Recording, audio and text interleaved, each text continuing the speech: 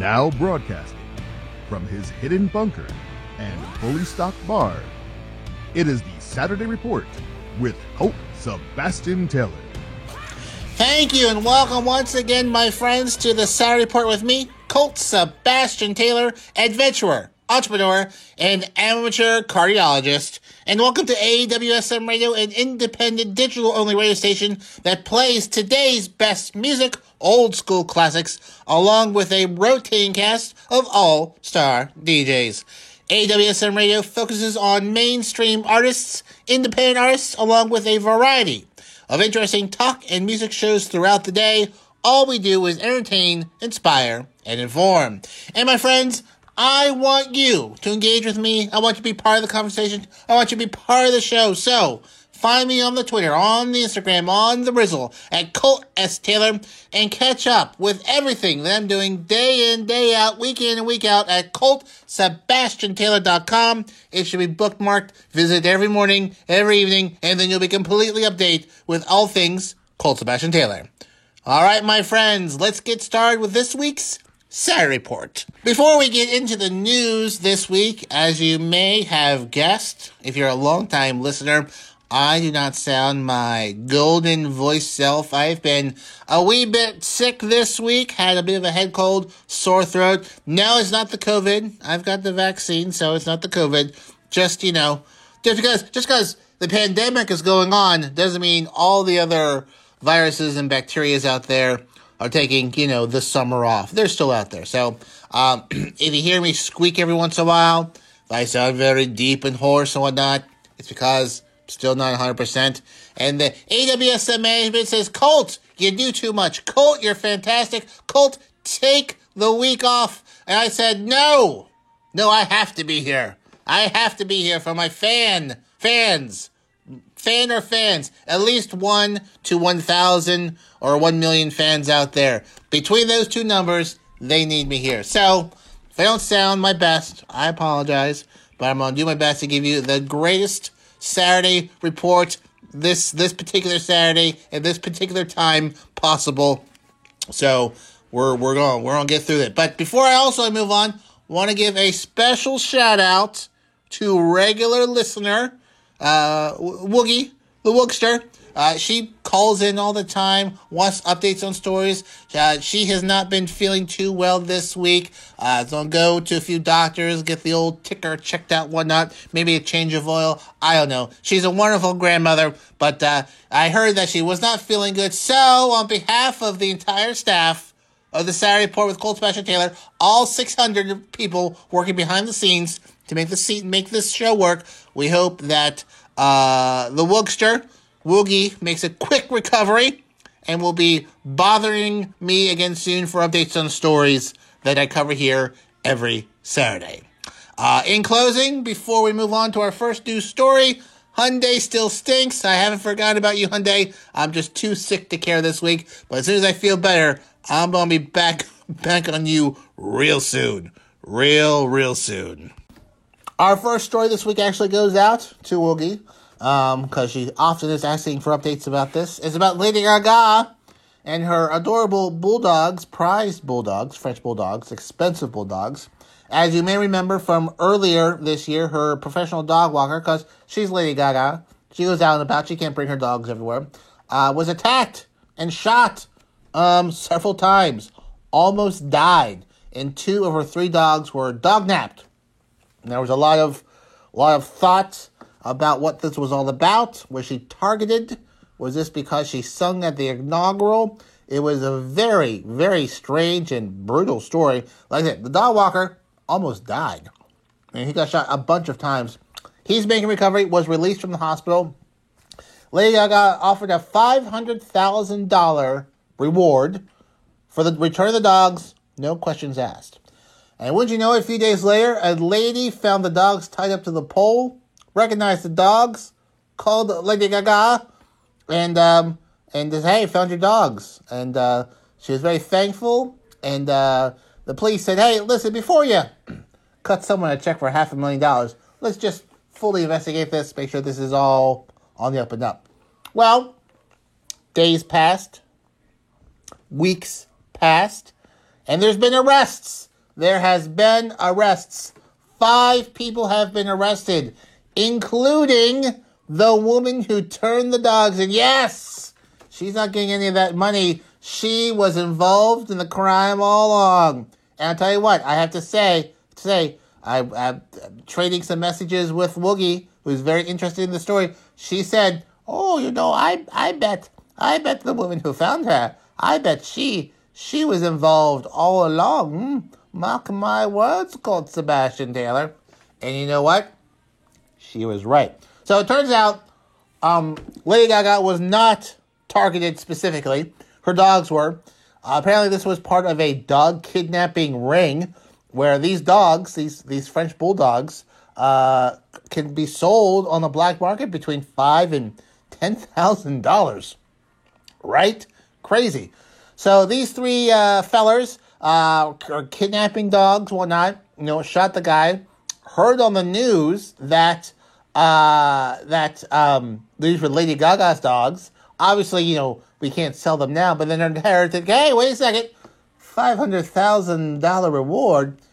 If we return the dogs, maybe we get a piece of that money. So, this is how the woman's involved. So, the woman who found the dogs and was also arrested has a relationship, is dating the father of one of the 3 dog nappers. So, they get the 3 dog nappers, okay? Father of one of those fellers, and she is dating that guy. So they round them all up. They're all arrested. Lady Gaga has not paid out that $500,000 to the lady, and they're all going to jail for theft, larceny. Whoever shot the dog walker probably charged with attempted murder, and then probably the father and the woman will probably be charged with being accessories to a crime. So this is probably the last update of the dog napping Lady Gaga saga. Unless there's some interesting other development. I doubt it. Maybe the dogs play it themselves. That'd be like the only other interesting thing that could possibly happen. But, yeah, a surprise ending to all, but to some, but not all. To some, but not all. Surprise ending to the dog napping saga of Lady Gaga. Speaking of crime, we now go to Michigan, where it's a crime that it's the only state that's split into 2 pieces. What's up with that, Michigan? Why do you think you're so special that you have to be 2 pieces? Huh. Well, anyways, as you may remember, last year, there was a plot to kidnap the governor. That old thing. As a response to her, I guess, COVID-19 lockdowns, some Michigan guys thought it would be a good idea to break into the governor's mansion, kidnap the governor, put her on trial, and then, she'd be found guilty and then punish her for curbing liberties, etc., etc., etc. Well, as you may have guessed, the FBI caught up with them. They arrested those 8 people and more than a dozen other people associated with it. They're part of an armed, I guess, loose militia group. I don't know what it is with Michigan militias. Maybe it's the idiom and whatnot, the double M's. But they are now being charged with possessing weapons of mass destruction. Yes, the hits keep on ringing. Apparently, they raided their compound, and they found apparently quite a bit amount of explosives. About $4,000 worth of explosives. And then they were going to put them into IEDs with shrapnel. So, as the police are arriving to, arrest criminals, they're going to set off these devices, injuring a bunch of them. So, more charges piled on those knuckleheads over there. What is kidnapping a governor or a mayor in like a movie, for example? When has that ever worked out? I'm kidnapped. All right, you're right. The rec center must stay. You criminals have really changed my mind around. I mean, it doesn't even happen in the movies, and it doesn't happen in real life. Maybe get off the sauce and cosplay elsewhere. But those fellas, they're going to jail for quite a while. And I thought it was interesting that that had been out of the news for a while, but nope, more charges dropping on those guys. We now go to Indonesia with a unfortunate update. I reported last week that there was a massive sea search for a missing Indonesian submarine. And then over the weekend, it was reported that they did find the submarine in over 2,000 feet of water, well below what it can withstand. Submarine was lost with all crew, all hands aboard lost at sea. They are thinking there could have been they were running torpedo drills at the time, but they're thinking that maybe there was a problem, an electrical failure where they were unable to make an emergency dive upwards or come back to the surface and kept sinking, and then the pressure of the ocean crushed the submarine, unfortunately. Hey, it's very sad news. Submarine accidents are uncommon, although not unheard of. Usually there's one every 2 or 3 years where there's some casualties, and then probably once or twice a decade there's the submarine with all hands lost occurs. They're trying to recover the submarine and the remains, but it proves to be very difficult. They're in, like I said, 2,700 feet of water. It's pretty deep there. The submarine has been, according to records, has been in service since 1981. Hasn't had any issues with the submarine. So investigators are going to be trying to figure out what exactly happened to this particular submarine. Once again, the missing Indonesian submarine has been found. Unfortunately, lost at sea with all 53 crew members confirmed dead by the Indonesian military late on Sunday. If this pops up again, get some information about what exactly happened, I'll report back to you, but it might be months, if not years, before they figure out what exactly happened. We now go to India, where COVID-19 is really hitting that area hard. There are almost 500,000 new cases a day, 500,000 positive cases per day happening over there. Hospitals are becoming overcrowded. Oxygen supplies are running low. There's reports that crematoriums are just overwhelmed with trying to have final burial rituals for people over there. Reports say that the virus is just eating people, basically. They're just dying. They had things under control for a while, but this last month has really exploded. It's the new big worldwide hotspot in the world, and looks like literally 3,000 to 4,000 people are dying every day of COVID-19 over there, and that's just the cases that they know. They think it's being underreported. It is a very tough time over there. So, my friends in India, my thoughts are with you. I can't imagine the hardship that you're going through over there.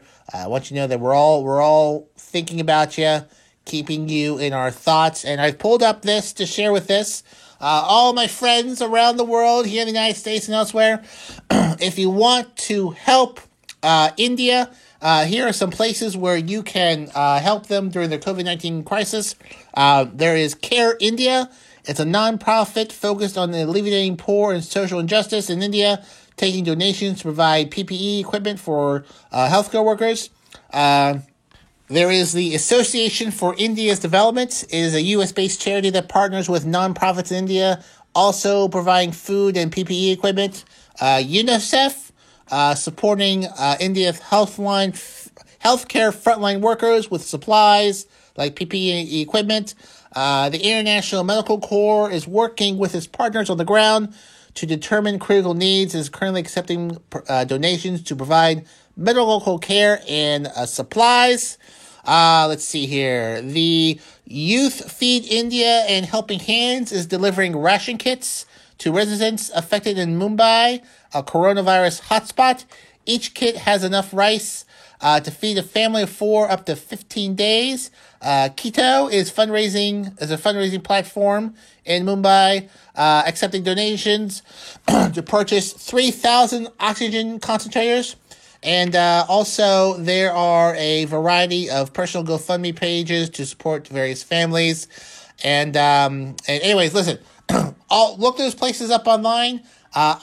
Colt Sebastian Taylor at Colt S. Taylor, will be tweeting these links out during the show, probably at the end of the show. I'm sure AWSM Radio will retweet it well. But listen, we are all in this together. I hope all my friends over there in India are being safe and trying to be as healthy as possible. But there's a lot of hard stories coming out of there.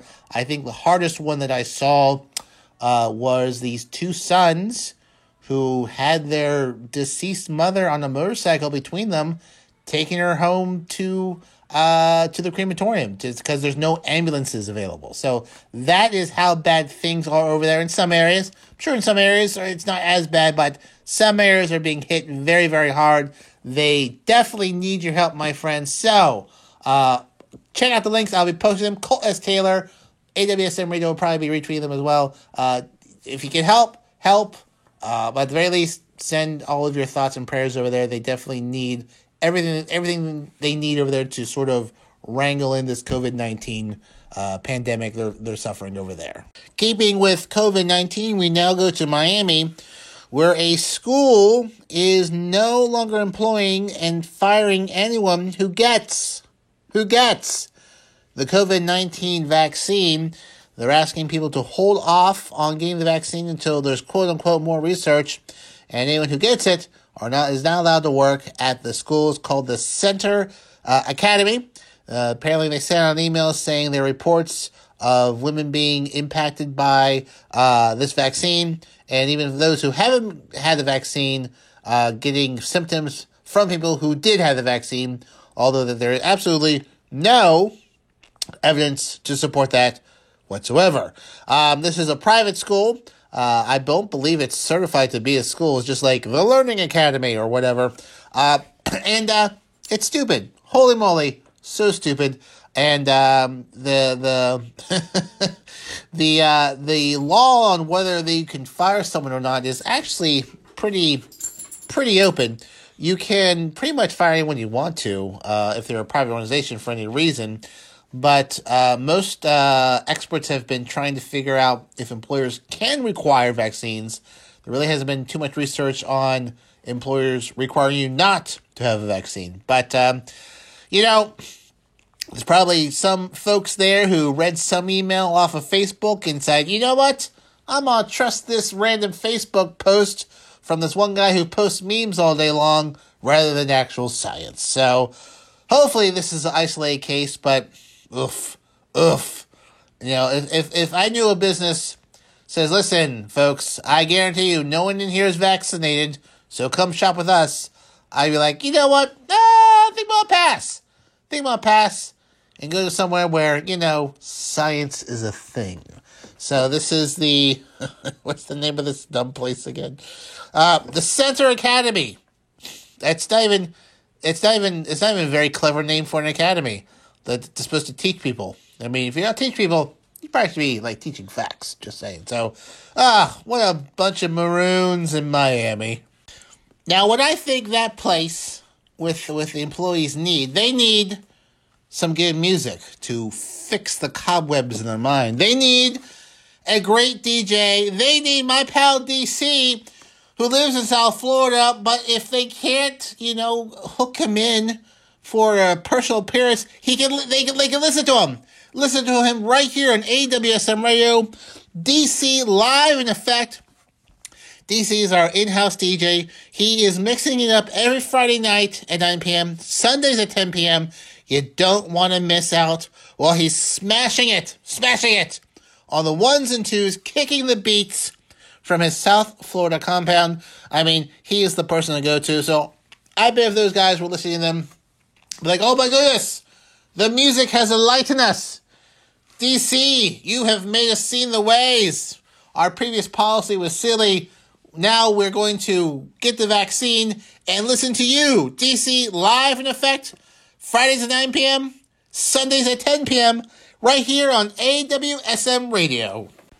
Speaking of Florida, If you travel domestically in the United States, or actually if you travel anywhere really, you need to get on a plane, you need to show some identification, and for decades, this was a driver's license. However, after 9/11, they said, these driver's licenses that we have, they're not that great in terms of being secure. Like, almost anyone can get them. We need to have a better secure driver's license. We need to have real ID. So they came up with this law, real ID, after the 9/11 attacks to make driver's licenses more secure. You had to show more identification. And, they're going to make all these licenses better. How do you know a real ID from not a real ID? Apparently there's a little gold star at the top. I guess that's it. Also, there's a lot of other stuff behind it, but that's the indication that you have a real ID. Well, as you may know, it's been almost 20 years. Can you believe that? 20 years? 20 years since the 9/11 attacks. And not all states have a real ID. In my great Commonwealth of Pennsylvania, it has been pushed back multiple times. If you go back by 2018, you won't be able to fly a plane unless you have a real ID. And some states have really, really struggled to get real ID out there to the people who have driver's license. Now, there's a lot of hoops you have to jump through to get a real ID. You have to provide a few forms of identification, a birth certificate. It is actually not. You have to jump through a lot of hoops to get a real ID, and a lot of states just aren't quite there yet. Some states, 90% of all of their folks have a real ID. Other states, it's more like 25%. 25%. But this October, with the deadline, says all the states that have real ID. After October 1st, real IDs, if your driver's license is not a quote-unquote real ID, you will not be able to use that to get on a plane at the airport. So it could restrict air travel for a lot of people, including the great Commonwealth of Pennsylvania, where I am. I do not have a real ID. My driver's license expired this year. Actually, I think it expired last year or this year. It expired. But COVID-19 pandemic, the Commonwealth just sent me a new license with my old picture on it saying, hey, don't come in to get a new picture. We used your old picture because of COVID-19. Here's your new license. Obviously, not a real ID. But for me, doesn't impact me because I have a passport. I got that renewed, and a passport passport card qualifies for all the security metrics that they need, so I'll be able to fly a plane. But not fly a plane, but fly on a plane. But the Department of Homeland Security, is the point I'm getting to here, has delayed it once again. Once again has delayed it. The new deadline is May 3rd, 2023. So in 2 years, hopefully, all the states will be in compliance to have a more secure driver's license. Real ID. This has been going on for quite a while. And I want to say, surely by 2023, it'll be all sorted out. I will let you know the week after 2023 in May, assuming I'm still on the radio, if they've managed to do it. So stay tuned for a future update 24 months from now. We now go from real ID to fake meat. Beyond Meat, as you may know, is a meatless burger. It is a company, Beyond Meat, that has a signature plant-based burger that's supposed to taste like real meat. I've had one, not too shabby. A lot of restaurants have jumped onto this bandwagon, offering Beyond versions of their popular items. I've tried a few of those. Not too shabby. Well, Beyond Meat, the kind of first big on-the-market plant-based burgers that have sort of mass appeal, is replacing its signature plant-based burger version with a new recipe that's supposed to taste more like animal beef. They are removing mung beans, which are protein-rich, and adding some minerals and vitamins to make the product more meatier and tastier, and actually have the nutrients that are supposed to be found in beef. So a patty will be 230 calories, down from 260, and will have 14 grams of fat versus 18 grams of fat compared to the current version. If you're a big Beyond Meat fan, you'll start seeing these popping up in the shelves next week. Those who serve this Beyond Meat burger will start getting this new version of the meat in June. And that really just is supply chain logistics and that stuff. Consumer interest is at all-time high. Apparently, according to Nielsen, and they're the folks that track stuff, the retail sales of meat alternatives has gone up over 28% year to year. That's a lot. That's a lot of not meat hitting the shelves and leaving the shelves. So basically, in this meat burger, Beyond Burger, this Beyond Meat, they only introduced their first product in 2016. So this is like less than 5 years old. Pretty impressive stuff.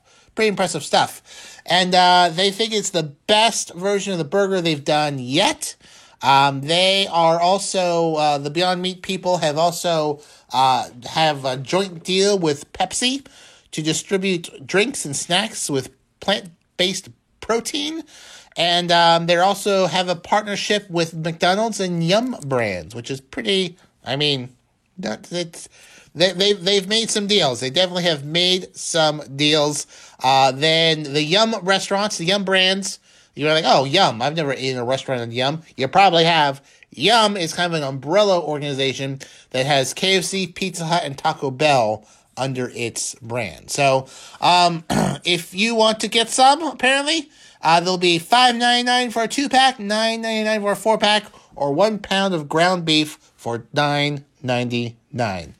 Their main rivals are Impossible Foods. All the rivals are ramping up. They're also Kroger and Nestle's are also beginning to offer plant-based alternatives too. So if you're a plant-based meat person, like I said, I've tried it. Not too shabby at all. I don't have any ill will towards it. If someone offered me a plant burger, I'd chow it down with some ketchup. But you're about to have a lot more options, and apparently it's going to start tasting a lot more like meat than even before. So if I get my hands on one, maybe I'll do a live taste testing here on the radio. Although I don't know if I have that much in terms of a mukbang following. But hey, you never know. Maybe, hey, Beyond Meat, I'm accepting sponsorships. Send me 5 pounds of meat or plant meat, and I will eat it on the radio. I might want to run that by the manager. I don't know, but anyways, check it out. I'm gonna check it out soon. I'll let you know what I think. In keeping with food news, guess who's back?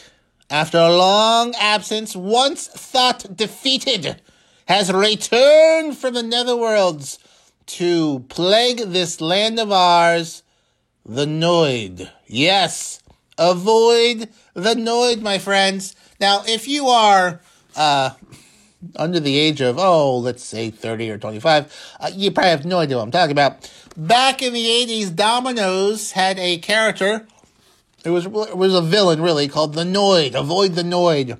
And the Noid, in the 1980s, was out to ruin good pizza. He never succeeded. The Domino's people always managed to get their pizza to their people, and they avoided the Noid. Well, the Noid is back. Domino's is bringing back this advertising character, part of a bunch of commercials. And this time, the Noid is trying to thwart Neuro R2 robot. It is an autonomous, so no person driving, autonomous delivery vehicle Domino's is testing in Houston, Texas. So it's this vehicle that just gets dispatched from a Domino's and rolls up to your house to deliver your pizza like an autonomous robot. So they're testing out whether to see if this technology works. So if you're a pizza delivery person, you're going to want to root for the Noid because, 5-10 years, you're not going to have a pizza delivery job. That's going to be taken over by robots. So it's coming. So anyways, the Noid's going to be doing commercials trying to thwart this robot. There's going to be a mobile game involved and whatnot where you can play and try to defeat the Noid. I'm not quite sure how the game works or whatnot, but they're bringing the Noid back, part of an advertising campaign to promote this autonomous robot. And then for throwbacks, Domino's is selling Hang in There and Avoid the Noid t-shirts and tumblers on Amazon. They would sell those in the stores back in the 80s. And they're selling them on Amazon. And profits for the merchandise will go to the Domino's Partners Foundation, an independent internal nonprofit that provides financial assistance to the chain's workers in need. So if you work for Domino's and you're in need, they have a foundation that helps that financially assist them. And the money they make from selling these reissued of these shirts that were popular in the 80s, that a lot of 40 and 50-year-olds will buy, the profits from those will go to, will go to this foundation. And also, my friends, not the first time the Noid has been in a video game. He was in ads in 1986, and then in the early 90s, had a few video games where he's the main character, where he is trying to hit delivery drivers with quote-unquote pizza-seeking missiles. So, if you're in Houston, friends, let me know how that robot delivery vehicle works. And as always, avoid the Noid. Moving along, folks, we're going to still talk a little bit about food here. Food waste, okay? A lot of waste in this world. People, when they are done with their food, often they'll scrape the stuff into the trash can, tie up the trash bag, throw that plastic bag in the trash. Trash goes to landfill, then the food and the paper and the trash bag all get piled up and buried. It's quite a waste, and it's not good for the environment. A lot of people will compost. So they'll take the food scraps, grass clippings, branches, leaves, etc., and they will compost it. They sort of just put it in this big pile. They churn it around, and it slowly decays and slowly becomes, soil that they will use to throw around the yard. It's very rich in nutrients, and it reduces wastes and, takes the natural ingredients that, you ate and whatnot and returns it to the earth. All these food scraps. So that banana peel being thrown in the dump, let it degrade, turn to soil, and then you can use it to plant flowers. Well, a lot of people do that with yard clippings. A lot of people do that with food. Some people do that with droppings from animals, farm animals. Well, Colorado, there's a new thing you can compost. Grandma or yourself, when you shuffle off this mortal coil. Yes, Colorado has legalized human composting as an alternative to burial or cremation with human remains. It passed the Colorado Senate unanimously and the State House, and expected to be signed by the governor shortly.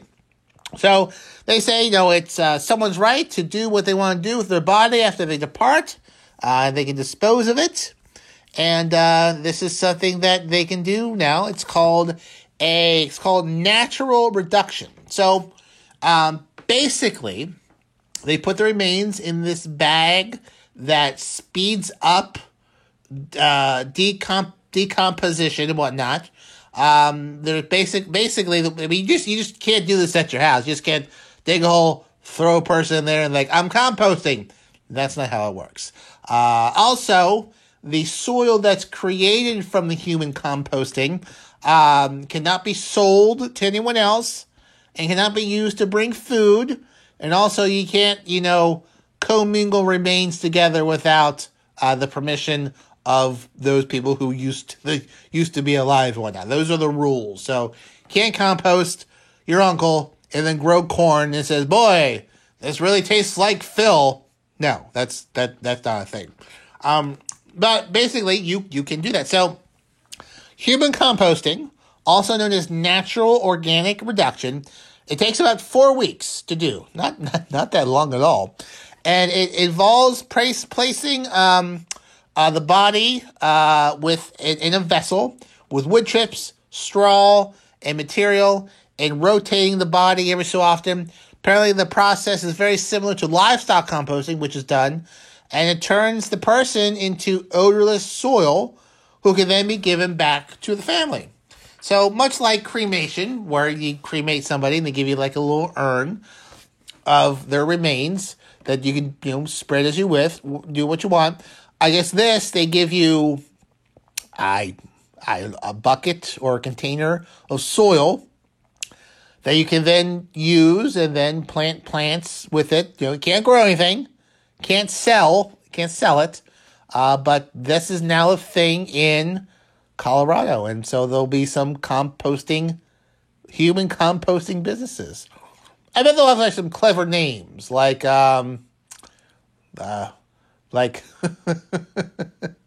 Dirty Feet, or let's see here, composting. I don't know. I'm sick. I can't think of any clever names, but I'm gonna look up some clever names. I'll bring them back to you later. I should have never said that. I really put myself on the spot. So, just to recap, if you're in Colorado and you decide, hey, looks like things aren't doing too well, maybe moving on to the next level of life, I want some tulips to grow out of me. Now you can do it. Human composting. Check it out. Now, before you make your final arrangements to have yourself sent to Colorado and turned into a bucket of soil, you need to cleanse your soul, my friends, by listening to the Rock Sessions Monday through Friday, 5 p.m. to 7 p.m. It is our drive time show, making sure your commute home is fun. Hosted by my fantastic friend, Rox. She makes it rock style. And she is the only person to go to between 5 and 7 p.m. to hear the hottest music on the charts and some other surprises in between. I'll tell you, my friends, Rock Sessions, it is what you need to be listening to. So make an appointment in your digital assistant. Have it remind you every weekday. That's Monday, Tuesday, Wednesday, Thursday, Friday, 5 p.m. to 7 p.m. The Rock Sessions only, my friends, right here on AWSM Radio. Moving along, guess who just celebrated their 10-year anniversary? I know you follow the royal family as much as I do. That's right, the Duke and Duchess of Cambridge, Prince William and Princess Kate, celebrated 10 years of marriage, and they released the photos of them side by side when they got married, and today, one from 2021, one from 2011. I'll tell you what, the former Ms. Kate Middleton looks exactly the same as she does 10 years ago. Prince William, he's going for the Patrick Stewart look. That guy's hairline is receding faster than our beaches. But they both look fantastic, big smiles all around, whatnot. So I always find it interesting when people post anniversary photos of themselves, and like one person looks exactly the same, and the other person, 10 years, that looks about right. Yeah, that looks about right. But that whenever he eventually becomes king, I think that guy's gonna be as bald as Patrick Stewart. Which, you know what? Listen, yes, I'm a very hairy person. I got a magnificently beautiful beard. Patrick Stewart, that's a handsome feller. That's a handsome feller with a head there. I'm just saying. Nothing to be ashamed of. You work with what you got. Patrick Stewart works it. So, anyways, congratulations to the Duke and Duchess of Cambridge. Just so you know, I'm available for a personal interview if you want to ever pop onto the show, talk about something. Fly me out on a Royal jet. You have Royal Jets? I'm sure you have Royal Jets. Well, that just about wraps up this week's Saturday Report with me, Colt Sebastian Taylor. Before I go, I want to give a shout-out to someone who gave me a shout-out and whatnot. So, shouting back to my pal, Pixie. She's a Barbie girl. She's fantastic. She likes to party because she's fantastic. So thank you for listening this week, Pixie. And everyone else, thank you for joining me here today. Remember, you can find me on the Twitter, on the Instagram, on the Rizzle at Colt S. Taylor. And, hit me up on there if you think I'm missing a story, if I need to talk about something, or if you just want to say hi. I always like the attention. And you know what? If you need a daily dose of Colt, you want to know what I'm up to, visit ColtSebastianTaylor.com. Bookmark it. Visit it every day. It's the place to be. And I'm thank you for joining me this week. So until next time, my friends, I am, of course, your friend, Colt Sebastian Taylor. And I'll see you later.